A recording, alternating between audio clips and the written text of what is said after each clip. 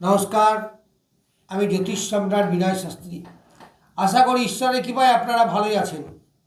আজকে আমার ভিডিওর আলোচ্য বিষয় মৃগশিরা নক্ষত্রকে নিয়ে। দেখুন, আমাদের গ্রহগুলো মোভাবেল, অর্থাৎ তারা সর্বদাই চলমান, কিন্তু নক্ষত্র ফিক্সড। এই জন্য নক্ষত্রের রেজাল্টগুলোও কিন্তু অনেকটা বেশি মেলে। যাই হোক, মৃগশিরা নক্ষত্র এর অধিপতি মঙ্গল, অর্থাৎ মঙ্গলের নক্ষত্র। এর প্রতীক হচ্ছে হরিণের মাথা, আর এর দেবতা চন্দ্রদেব। এই মৃগশিরা হরিণের মাথা কেন? যেমন রাহুর শুধু মাথাটা, কেতুর বাকি অংশটা। এই মৃগশিরা তো শুধু হরিণের মাথাটা। এই মাথাটা কেন? এই গল্প বলতে গেলে এখানে অনেক সময়ের ব্যাপার হয়, যদিও আমি খুব সংক্ষেপে বলছি। এই চন্দ্রের 27টা স্ত্রী, এরা কার কন্যা?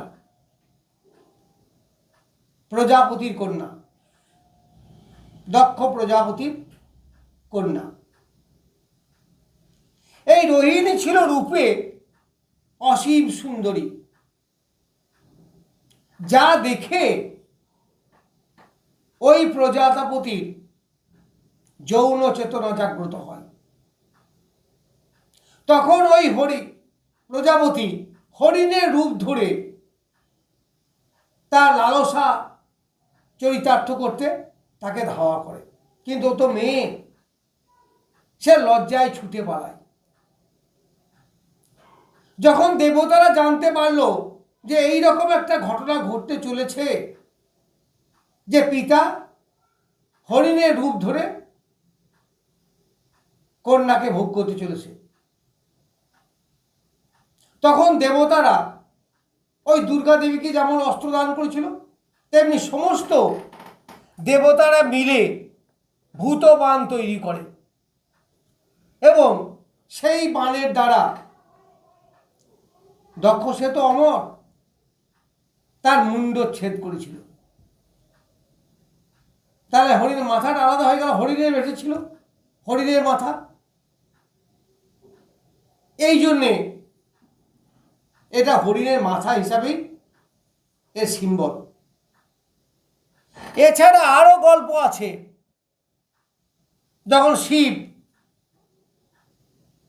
দুর্গাকে বিয়ে করতে এসেছিল এবং যজ্ঞ চলছিল, তখন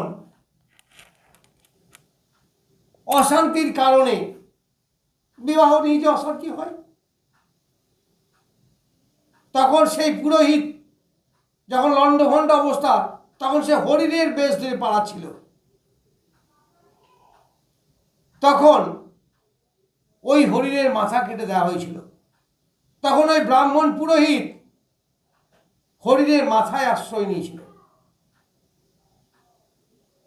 এই জন্য এর সিম্বল হিসেবে হরিণের মাথা। তো যাই হোক, এরকম অনেক পৌরাণিক গল্প আছে। এতে দিয়ে কি বোঝা যায়? হরিণের মাথা, হরিণের ক্যারেক্টারের মধ্যে থাকবে।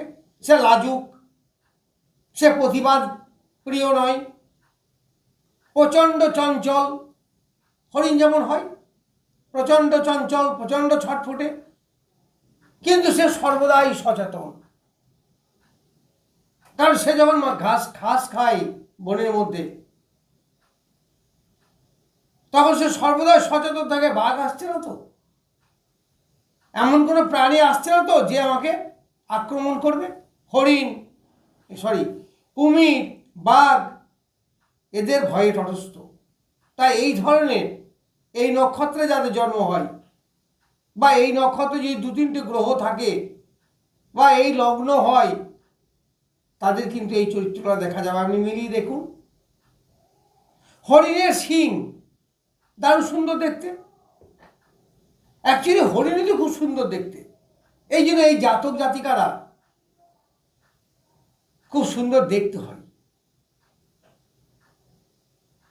এরা সুপুরুষ বা নারী হিসাবেও সুন্দরী নিশ্চিত বলা যায়। কিন্তু এই হরিণের মাথা হচ্ছে শত্রু। যখন তারা বনের মধ্যে দিয়ে ছোটে তখন ওই সিংই ওদের কাছে শত্রু হয়। বিভিন্ন জায়গায় লতা পাতা ডালপালায় আটকে যায়, ফলে ওকে বারবার বাধা পেতে হয়, স্বাধীনভাবে ছুটতে পারে না, প্রাণ রক্ষা করতে পারে না। এই হরিণ সিংহের কারণেই জীবন বিপন্ন হয় অনেক সময়। সেই জন্য এই নক্ষত্রে যাদের জন্ম হয় তাদের ব্যবসা করলেও ব্যবসা মাঝে মাঝেই বাধা বিপত্তি এইগুলো দেখা যায়, স্মুথলি চলে না। দেখবেন যদি কারো থাকে মিলিয়ে নেবেন। আবার এটাও লক্ষ্য রাখবেন যে এই নক্ষত্রে ধরুন আপনার সপ্তম পতি পড়েছে, দেখবেন দাম্পত্য জীবনে মাঝে মাঝে অশান্তি হতেই হবে। শুক্র যদি এই নক্ষত্রে থাকে দাম্পত্য জীবনে মাঝে মাঝেই অশান্তি। যদি পঞ্চমপতি থাকে মাঝে মাঝে দেখবে ডিসিশন মেকিংয়ে প্রবলেম হচ্ছে, সন্তানের সঙ্গে বাধা বিপত্তি সমস্যার সৃষ্টি হচ্ছে। এডুকেশন হলে পড়াশোনায় বাধা, এইগুলো কিন্তু আপনারা দেখতে পাবেন। এই হরিণ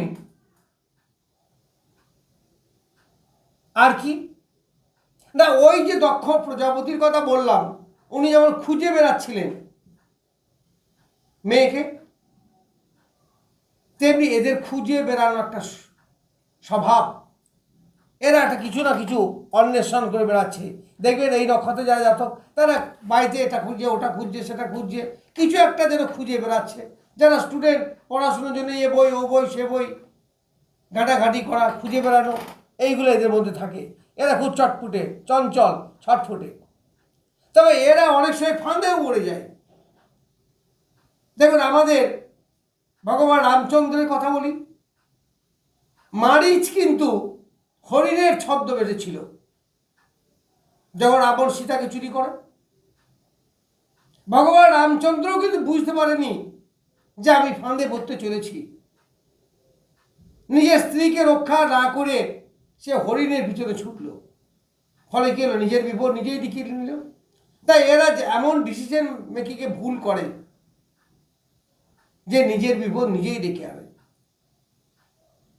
এরা খুব ঠকে যায়, অপরকে বিশ্বাস করে ঠকে যায়।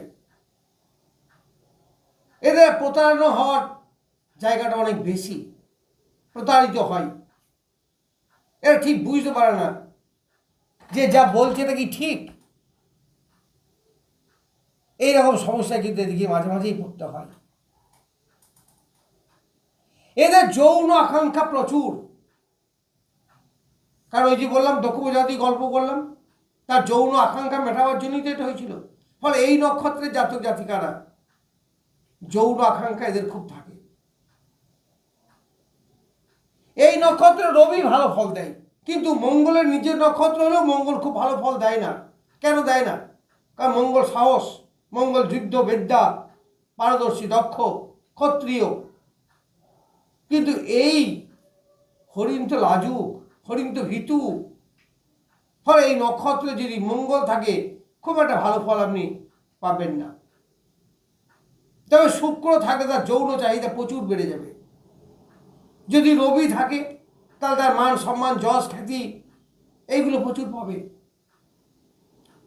এই নক্ষত্রে যদি পঞ্চমপতি থাকে তাহলে দেখবেন তারা স্টুডেন্ট যদি হয় তাদের পড়াশোনায় নানা দিক থেকে উন্নতি করার জন্য নানা বই খুঁজে যেন ভালো ভালো জিনিসকে বের করা, এইগুলো কিন্তু থাকে।